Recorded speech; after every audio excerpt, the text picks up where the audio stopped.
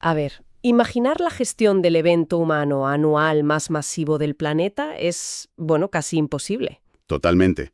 O sea, estamos hablando de organizar la movilidad, la seguridad, la sanidad. Y la alimentación, claro. Dar de comer a millones de personas simultáneamente en un espacio geográfico tan reducido es que parece un encaje de bolillos logístico. Sí, sí. Un encaje de bolillos que, francamente, desafía toda lógica. Sobre el papel, es la receta perfecta para el caos absoluto. Pues precisamente de eso va el análisis a fondo de hoy. Sobre la mesa tenemos un documento extraordinario, se llama el Manual para el Peregrino. Exacto. Un texto oficial sumamente detallado, además. Eso es. Está publicado por el Ministerio de Asuntos Islámicos del Reino de Arabia Saudí y nuestra misión hoy, digamos, es descodificar este texto para quienes nos escuchan. Y es una misión fascinante porque nos ayuda a comprender la inmensa preparación logística, espiritual y sobre todo de comportamiento que requiere el Haji y la Umra en la Meca. Claro, el objetivo es descubrir cómo narices se gestiona a esa marea humana. Y la respuesta está en un código de normas increíblemente estructurado. Lo fascinante aquí es cómo el manual entrelaza constantemente lo físico con lo profundamente teológico, ¿eh? Sí, porque el nivel de especificidad del manual es una pasada. O sea, dicta literalmente desde cómo mover los pies hasta, fíjate, qué tipo de costuras están permitidas en la ropa. Es que no se trata de una simple guía de viaje de dónde ir y a qué hora. No es un mapa turístico. Para nada. Es un tratado sobre cómo el comportamiento individual impacta en la salvación colectiva. En un espacio donde convergen millones de almas, la teología pura tiene que volverse eminentemente práctica. Para garantizar la supervivencia del grupo, claro. Vale, pues vamos a analizar esto desde el principio. Porque antes de que el manual siquiera mencione los rituales físicos, dedica un espacio enorme a establecer la mentalidad correcta. Y tiene todo el sentido del mundo, ¿eh? En un evento de esta magnitud, la mentalidad no es un adorno, es una cuestión de vida o muerte. Literalmente.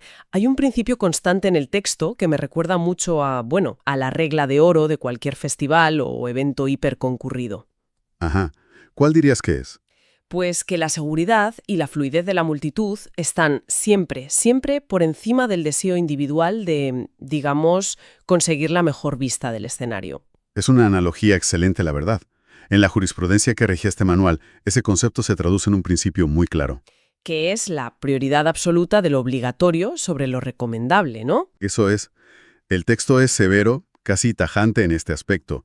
Advierte de forma reiterada que bajo ninguna circunstancia se debe lastimar a otros peregrinos. Nada de empujar o forcejear. Exacto. Ni bloquear el paso simplemente para cumplir con un acto que la religión clasifica solo como recomendable. Y el manual menciona ejemplos que resultan fascinantes por los específicos que son. Habla, por ejemplo, de la piedra negra, que es un elemento central de la cava. Claro, un punto de altísima devoción. Eso es. Según la tradición, besar la piedra negra es un acto recomendable. Cualquier peregrino desearía experimentarlo, lógicamente. Pero el manual dicta claramente que, frente a una multitud inmensa, abrirse paso a empujones para llegar a ella está totalmente prohibido. Y lo mismo se aplica a intentar rezar detrás de lo que llaman el Maqam Ibrahim o al aglomerarse para beber agua del pozo de Zamzam, ¿verdad? Sí, sí. El texto es claro. Si al intentar alcanzar estos hitos físicos lastimas a alguien, básicamente estás cometiendo un pecado para cumplir una simple recomendación. Madre mía, es que el mecanismo de resolución de este conflicto es, bueno, brillante desde el punto de vista del control de multitudes. Totalmente brillante. Resuelve la tensión entre el fervor individual y el bienestar colectivo dictando alternativas, pero alternativas en movimiento. Claro, si hay demasiada gente, el manual establece que basta con señalar la piedra negra de lejos. Eso es. Al cruzar una línea negra marcada en el suelo, la señalas, pronuncias Alá es el más grande y sigues tu camino. No hay que detener la marcha en ningún momento. Exacto, no te paras. Y lo mismo ocurre en la llamada esquina yemenita. Si el acceso es difícil, la instrucción es seguir caminando sin siquiera señalarla. Es decir, que la propia teología se adapta para mantener el flujo del tráfico humano. Es muy fuerte. Y va más allá, ¿eh? Regula incluso dónde está prohibido detenerse a rezar. Ah, sí, lo de las puertas. Se prohíbe terminantemente rezar en las puertas de la mezquita sagrada o en los pasillos principales. Claro, imagina el embotellamiento si alguien se arrodilla en medio del pasillo. Además, establece que las mujeres siempre deben rezar detrás de los hombres. Sí, leí eso. Supongo que es para evitar mezclas caóticas o situaciones incómodas en momentos de máxima aglomeración, ¿no? Exactamente. Todo el diseño normativo busca evitar cuellos de botella que podrían ser fatales. Hacer daño a un compañero de peregrinación o poner en riesgo al colectivo convierte un acto piadoso en una transgresión grave. O sea, el control de multitudes más sofisticado del mundo. Eso es control internalizado. La infraestructura saudí no necesita poner un guardia de seguridad por cada peregrino si esos millones de personas ya creen profundamente que alterar el orden arruina su recompensa espiritual. Claro, la paciencia misma se convierte en un acto de adoración superior. Pero bueno, hablábamos de que dañar al prójimo anula la adoración. Y esa es una transgresión puramente física. Sí, el espacio físico. Pero aquí es donde se pone realmente interesante, porque leyendo el manual hay un momento en que el enfoque pega un giro que, a mí me descolocó bastante. Ya sé por dónde vas. Pasa de estas normas de convivencia espacial a una lista de transgresiones invisibles puramente ideológicas. Tengo que confesar que este salto temático tiene tela marinera. Desde luego que la tiene. Es que, ¿cómo justifica el texto pasar de gestionar cuellos de botella en la mezquita a dictaminar sobre el derecho penal, los sistemas de gobierno o, fíjate, la brujería? A ver, es un salto que rompe por completo el molde de lo que nosotros entenderíamos como una guía de viaje, ¿no? Totalmente. Te esperas recomendaciones sobre hidratación y de repente te hablan de herejía. Pero posee una lógica interna absoluta dentro de su marco de referencia. Para comprender este documento, y siempre desde una perspectiva puramente analítica y neutral, hay que entender su premisa base. ¿Cuál es esa premisa? Que la visión del Islam que presenta no separa en absoluto lo secular de lo sagrado. No es solo un conjunto de rezos privados. Claro, es un sistema integral. Eso es. Un sistema que rige la ley, la economía, las alianzas sociales y el código penal. Todo, absolutamente todo, forma parte del mismo ecosistema normativo. Vale, eso explica la sección que el manual titula Asuntos contrarios al Islam. Exacta. Enumera 10 actos específicos que cruzan esa línea roja ideológica. El primero es el shirk, que lo definen como atribuir copartícipes a Alá. Y el texto da ejemplos muy concretos sobre esto, ¿eh? Sí. Habla de rogar a personas fallecidas, ofrecerles sacrificios o, digamos, establecer intermediarios para que intercedan ante Dios. Y todo eso queda clasificado automáticamente como un acto de incredulidad. ¿Un acto que expulsa a la persona de la religión? Es muy tajante. Y es ahí donde el manual avanza hacia esferas civiles y políticas. Efectivamente.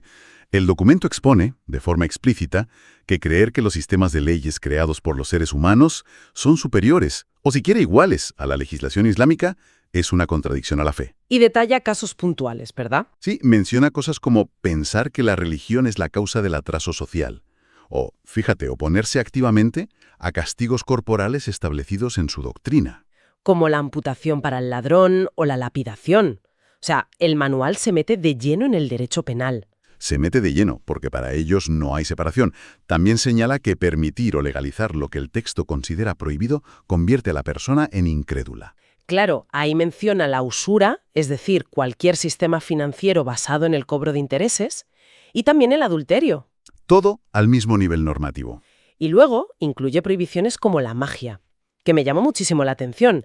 Habla literalmente de hacer trabajos para unir o separar parejas. Sí, el esoterismo está estrictamente vetado, al igual que aliarse con idólatras en contra de los musulmanes o simplemente burlarse de cualquier aspecto de la religión. Madre mía. Al exponer todos estos puntos, el manual está trazando unas fronteras ideológicas innegociables para quien realiza el viaje. Exacto. Y manteniendo nuestra postura estrictamente neutral sobre estos preceptos, lo que vemos es que someterse a la peregrinación requiere someterse a la totalidad de esta cosmovisión. Es que el documento viene a decir que no puedes, por un lado, dar vueltas a la Kaaba buscando purificación y, por otro, legitimar prácticas financieras o penales que contradicen la base del sistema. Es un paquete indivisible. ¿Lo tomas entero o no lo tomas? Un paquete integral que no admite fisuras.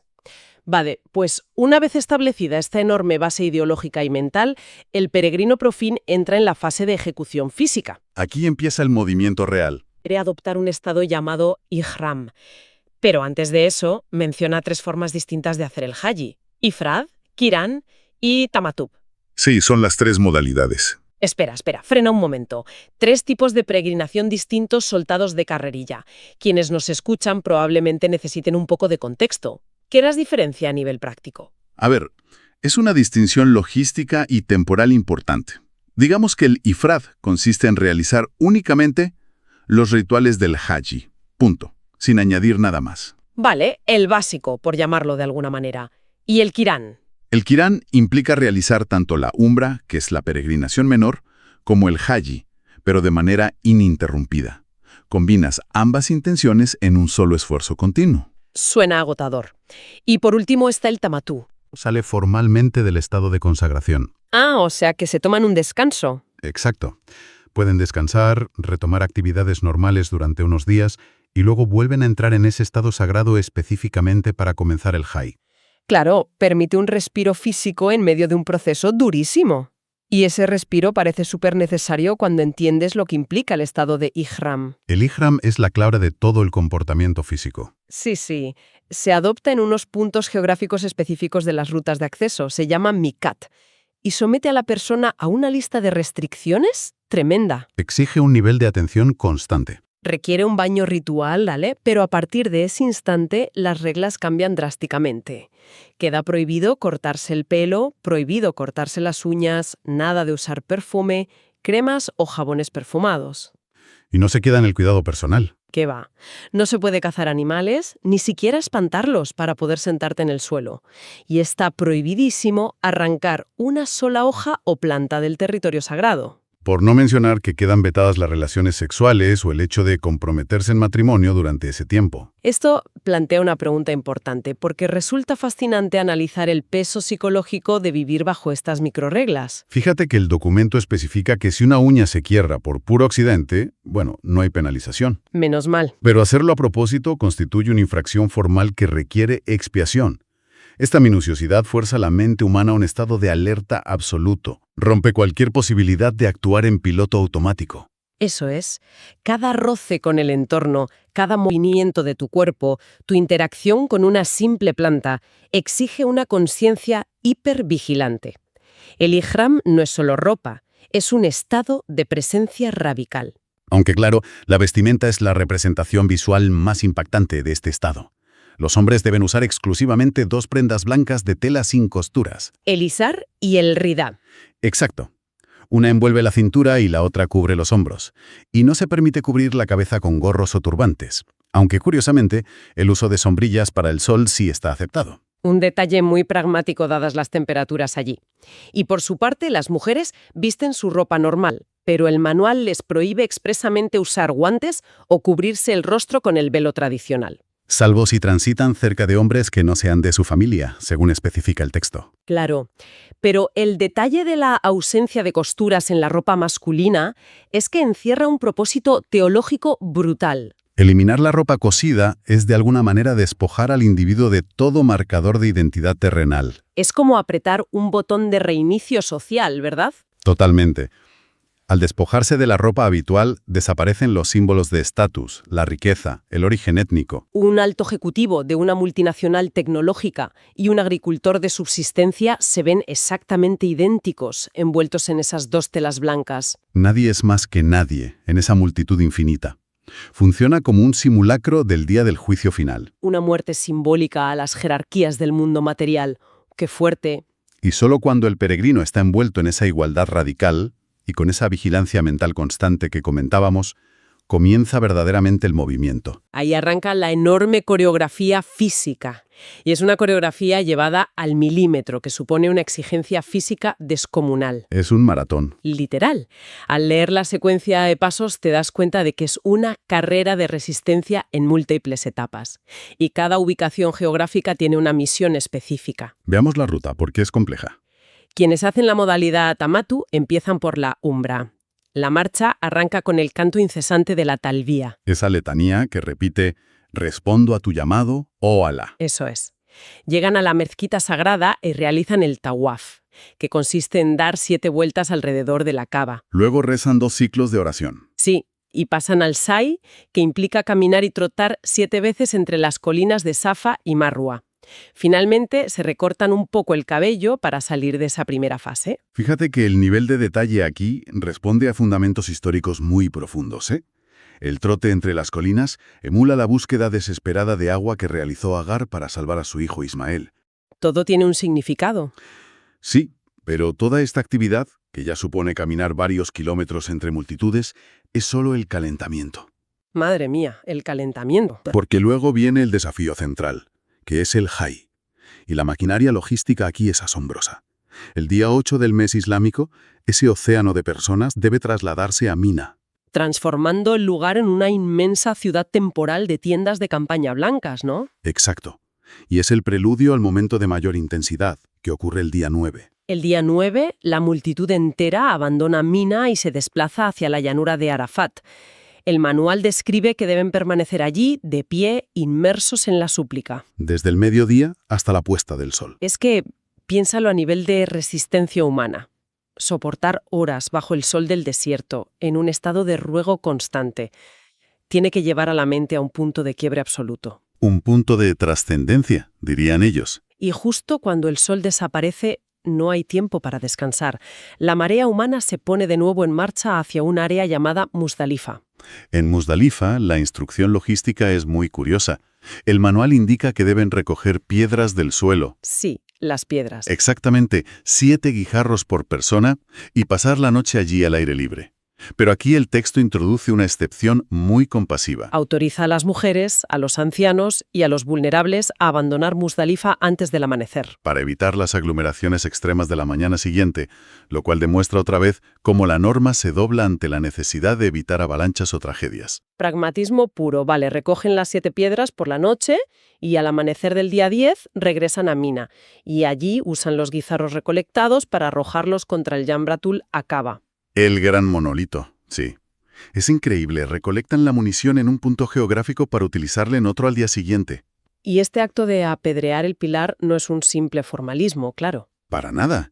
Es la materialización física del rechazo al ego, a las tentaciones y al demonio. Pero claro, desde la óptica de la gestión de multitudes. Es uno de los puntos más críticos de toda la peregrinación.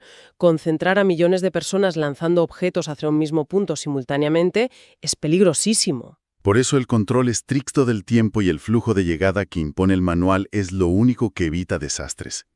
Y tras este clímax, el documento prescribe el sacrificio de un animal para alimentar a los necesitados. Aunque si el peregrino no tiene recursos económicos, la norma ofrece una alternativa basada en el esfuerzo, ¿verdad? Sí, ayunar 3 días durante el viaje y 7 más al regresar a su lugar de origen. Tras el sacrificio, parece que la tensión empieza a liberarse un poco. Los hombres se rasuran la cabeza, las mujeres se cortan una pequeña porción del cabello. Y con esto se levantan las severas restricciones del Ihram sobre la higiene y la vestimenta. A excepción de las relaciones íntimas, que siguen prohibidas. Sin embargo, el movimiento no cesa. El flujo colectivo ininterrumpido dicta un regreso a la Meca para realizar otro tawaf. Y luego un nuevo retorno a Mina para pasar allí 2 o 3 días adicionales. Los famosos días de Tashrik. O sea, es un movimiento pendular constante. Durante esos días en Mina, el ejercicio consiste en arrojar guijarros, pero esta vez a 3 monolitos distintos, y siempre después del mediodía. Esta rigidez espacial y temporal es, paradójicamente, lo que previene el colapso del sistema. Exacto. Si a cada individuo se le permitiera ejecutar los rituales a su propio ritmo, la infraestructura entera colapsaría en cuestión de horas. Es un sistema que exige someter el cansancio individual al ritmo del colectivo. Y todo concluye con un último esfuerzo: el tawaf de despedida en la Meca antes de iniciar el viaje de vuelta a casa. Un ritual del que, por cierto, quedan exentas las mujeres que se encuentren menstruando en ese momento. Cierto, por la normativa de gestión de impurezas rituales. A ver, el desgaste acumulado tras caminar decenas de kilómetros, bajo temperaturas extremas, flanqueado por millones de personas, indudablemente transforma el estado de conciencia. El proceso funde a una multitud dispar en un solo macroorganismo que respira y busca redención al unísono. La fricción física genera, digamos, la depuración espiritual. Y justo después de esta intensidad maratoniana, el manual detalla una visita que cambia el tono drásticamente. La visita a Medina. Sí, quienes hacen este viaje suelen incluir una visita a la ciudad de Medina. Y esta sección del documento opera casi como un apéndice de paz. Es que el contraste es sobrecogedor. El texto deja muy claro que la visita a la mezquita del profeta en Medina no forma parte de los ritos obligatorios del Hajj. No requiere vestir las telas blancas del ihram ni ir entonando letanías a gritos por la calle. Su naturaleza es completamente diferente. No obstante, el manual eleva su importancia recomendando encarecidamente la visita. Afirma que una sola oración en la mezquita del profeta equivale a 1000 oraciones en cualquier otra mezquita, salvo la de la Meca. Y también recomienda rezar en la mezquita de Quba. Las reglas de etiqueta aquí son íntimas, casi delicadas. Entrar al recinto con el pie derecho, rezar en la rauda y luego acercarse a la tumba del profeta Mahoma. Y la indicación aquí es saludar de forma respetuosa y en voz baja, casi en un susurro. La paz, la misericordia de Alá y su bendición sean contigo, oh profeta. Y a continuación se da un leve paso lateral para presentar respetos ante las tumbas de sus compañeros, Abu Bakr y Umar. Si conectamos esta imagen final con todo lo que hemos analizado hoy, es increíble. El peregrino pasa de soportar el calor abrasador, arrojando piedra rodeado por el rugido de millones de personas, A encontrarse de pie, en absoluta quietud, susurrando un saludo ante una tumba. Este acto ancla la inmensa y rígida estructura legal del Hajj en una conexión afectiva e histórica con el fundador de su fe. Aterriza la experiencia, pasa de lo cósmico y colectivo hacia un plano puramente íntimo y humano. Es una forma magistral de cerrar el ciclo emocional del viaje. Recapitulando, creo que queda clarísimo que este manual para el peregrino está a años luz de ser un simple itinerario geográfico. Desde luego, es un mapa integral que parametriza la experiencia humana dentro de un marco teológico absoluto. Abarca desde la psicología de masas hasta el establecimiento de fronteras ideológicas inquebrantables. Utilizando la incomodidad, la privación sensorial a través del ihram y la fatiga como herramientas para disolver el ego. Todo esto invita a una reflexión profunda para quienes nos escuchan hoy, en una era moderna donde casi todo está diseñado para ser personalizable, flexible y centrado en la máxima comodidad individual. Donde el control sobre tus propias decisiones se considera el bien supremo, claro. Exacto. Uno se pregunta, ¿cuál es el poder transformador de hacer exactamente lo contrario? Resulta fascinante intentar comprender qué le ocurre al espíritu humano cuando acepta renunciar a su individualidad. Cuando decide someterse voluntariamente a un esfuerzo físico extenuante, antiquísimo y rígidamente pautado. Un esfuerzo que te dicta hasta la ausencia de costuras en la ropa. Quizás en esa renuncia total a la comodidad a favor de un flujo colectivo perfectamente sincronizado reside una forma de significado que el confort moderno simplemente no puede ofrecer. Y con este pensamiento nos despedimos. Hasta el próximo análisis a fondo.